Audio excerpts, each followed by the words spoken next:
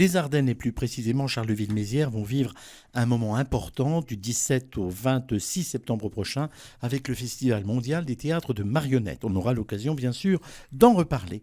Mais avec nous deux artistes aujourd'hui, Elisabeth Collard-Becker et Willy, vous allez le dire vous-même, Malaroda. Malaroda, j'avais peur, j'allais dire de ne pas dire le nom exact. Willy Malaroda.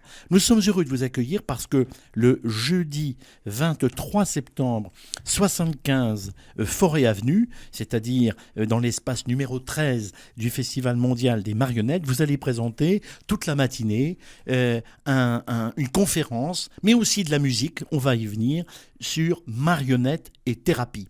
Elisabeth Becker, alors c'est l'occasion d'en savoir un peu plus. Pourquoi marionnettes et thérapie ?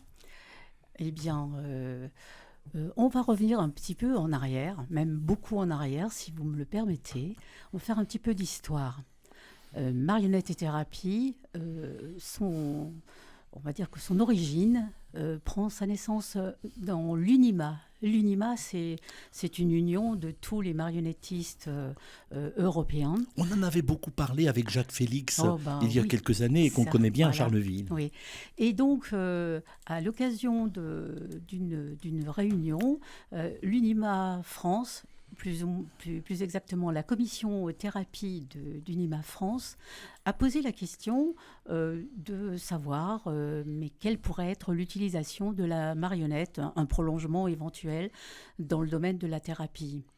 Et ça veut dire que la marionnette peut être utilisée dans l'amélioration psychique ou physique d'un certain nombre de patients. Exactement.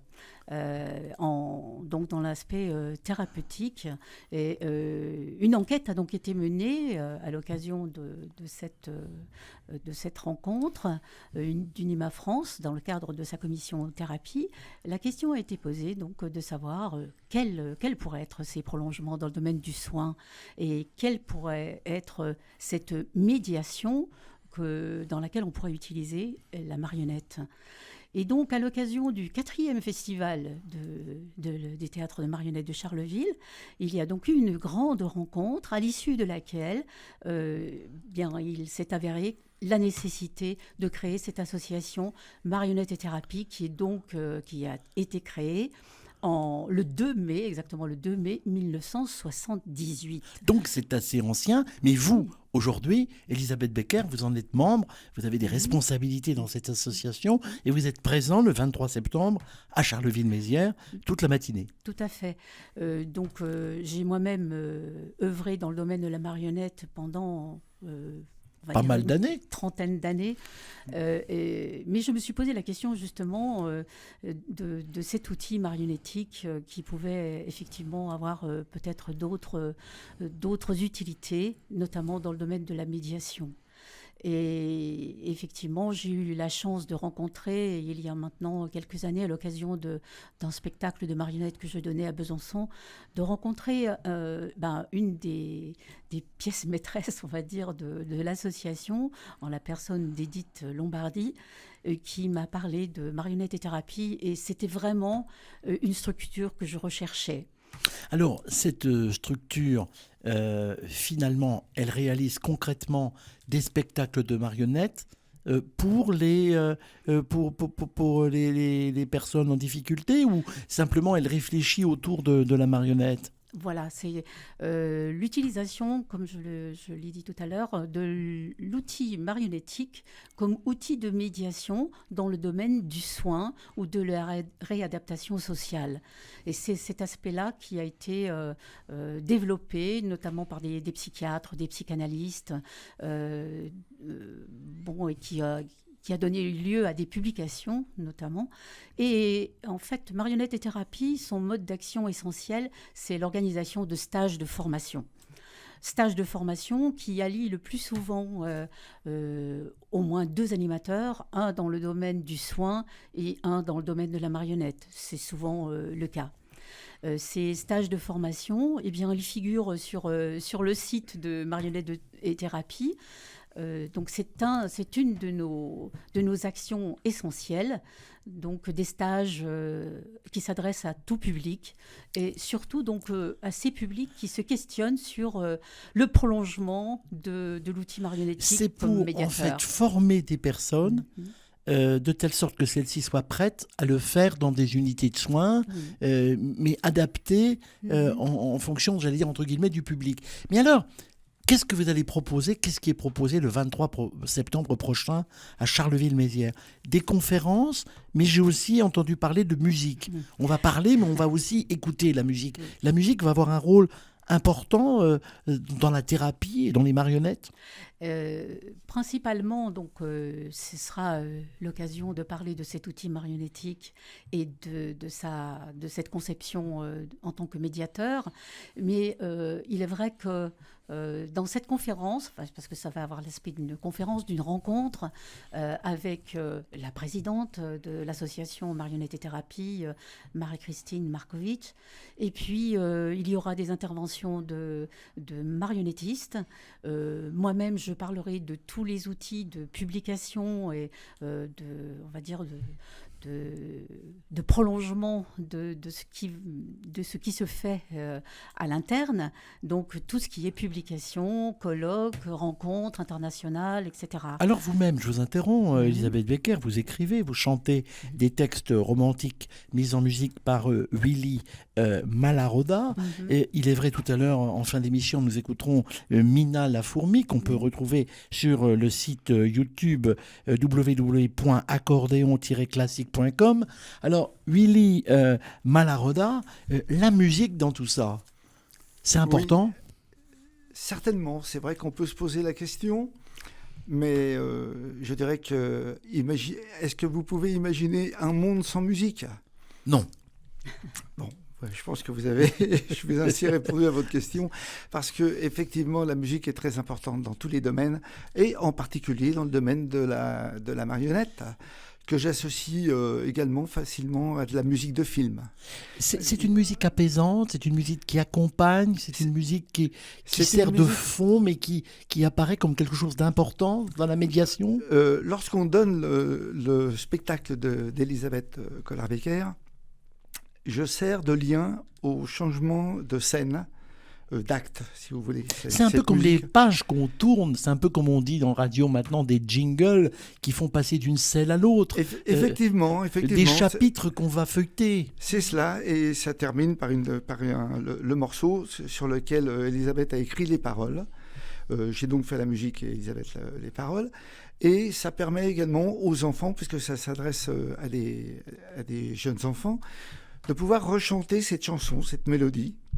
Cette mélodie qui vient en boucle de temps en temps, ou c'est plutôt quelque chose qui revient, une sorte de thème musical? Effectivement, c'est une mélodie qui revient en boucle, parce qu'il est facile de la retenir, c'est pas très compliqué comme thème musical, et ça se retient très bien.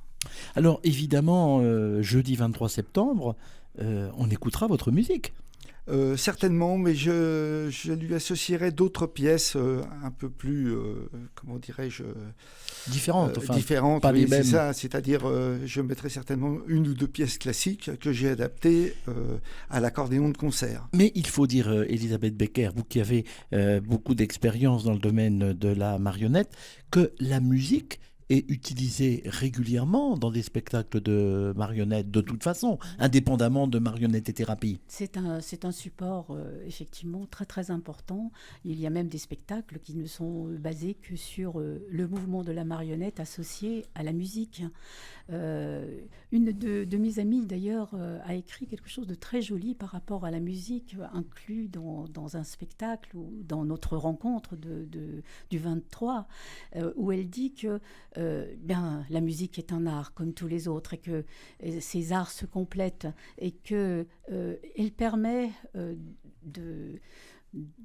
d'entrer dans un monde un petit peu particulier, le monde de l'inattendu et le monde du rêve.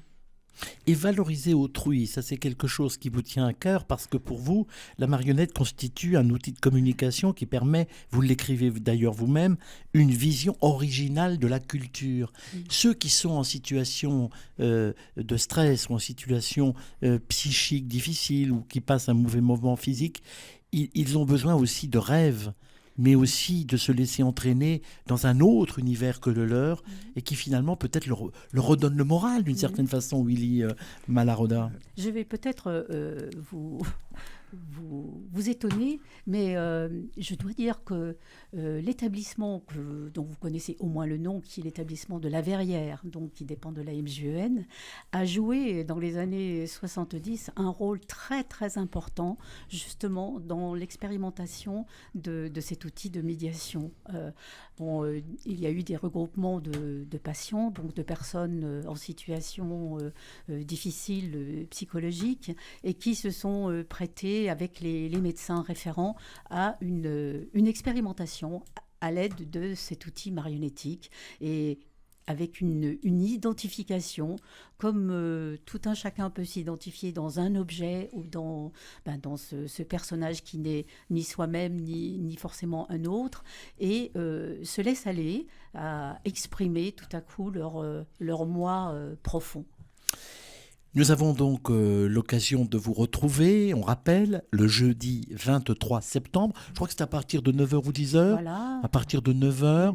De 9h à midi. De 9h à midi, 75 Forêt Avenue. Pour celles et ceux qui habitent Charleville-Mézières, ça s'appelait autrefois 75 Avenue Forêt.